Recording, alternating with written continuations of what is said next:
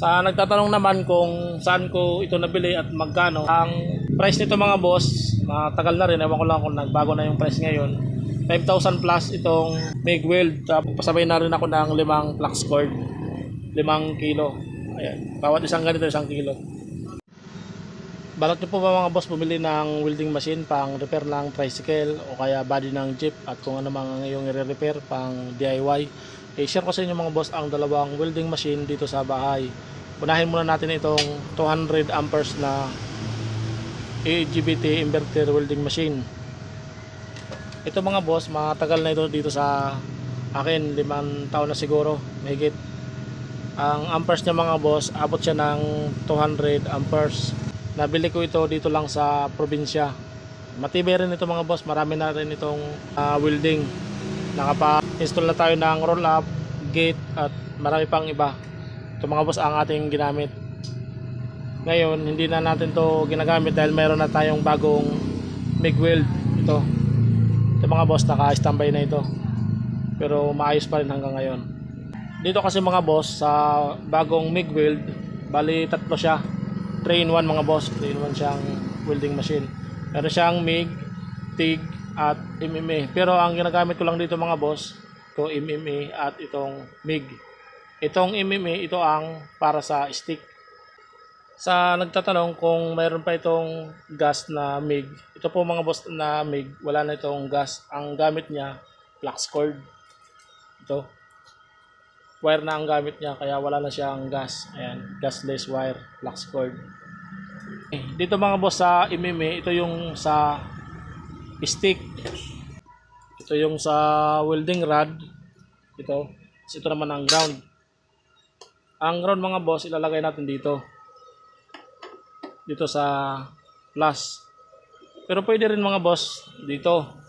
Pwede rin dyan ilagay ang ground. Nakadepende na lang sa inyo mga boss sa iyong i-welding.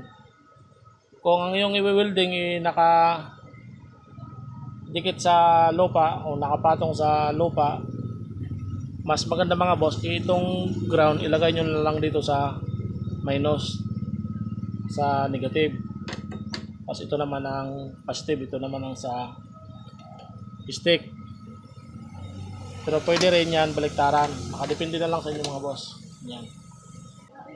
Ang paggamit ko dito mga boss, dito ko na lang inalagay lagi ang ground. Tapos dito naman ang positive, yung stick. Yan. Kapag stick ang gamit, ilalagay mo siya sa MMA. Yan. Tapos mag-adjust ka na lang ng amperes kung ilang amperes.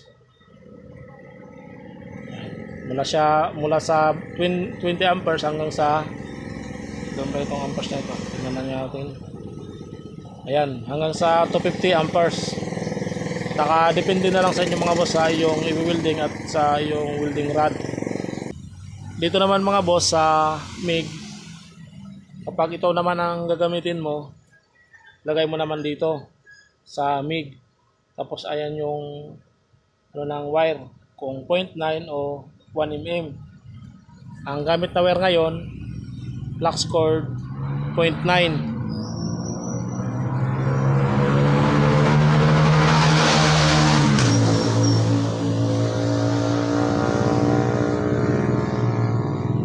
Lagay mo naman siya sa 0.9.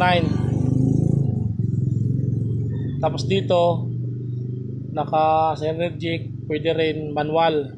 Ngayon kung naka synergic ka, nasa automatic, dito mga boss hindi ka na mag-adjust kapag synergic ang gamit mo. Hindi ka na mag-adjust dito na lang. Ngayon kung manual ang gagamitin mo, ito lalagay mo sa manual, dalawa ang i-adjust mo, dito at dito. Ganyan.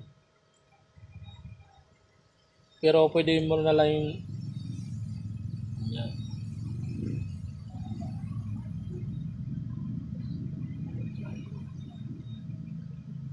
Mga ganyan mga boss. Dito sa gitna at dito naman 90. Para naman sa manual. Pero mag-adjust ka pa rin. Depende pa rin sa iyong weld. Kung manipis, di babaan mo yung amperes. Tsaka dito pwede na rito sa sa kalahati. Tapos dito naman mga boss sa pag-connect, kung MIG ang gagamitin, dito sa cable. Itong ground mga boss na ginamit para sa stick, sa welding rod, MMA, pwede rin hindi na natin yan dyan tanggalin. Ito na lang ang tanggalin natin mga boss na stick. Ito. Kapag MIG na ang ating gagamitin. Tanggalin natin yan. Tapos ito naman yung ground. Tapos ito, ilagay natin dito. Ayan. Tapos ipipress na lang natin dito. Hindi rin yan mga boss gumagana, hindi lumalabas yung wire kapag naka MMA. Ayan. Naka MMA siya. Hindi gumagana yung wire yan. Kailangan ilagay mo siya sa MIG para lumabas yung wire, yung flux cord wire.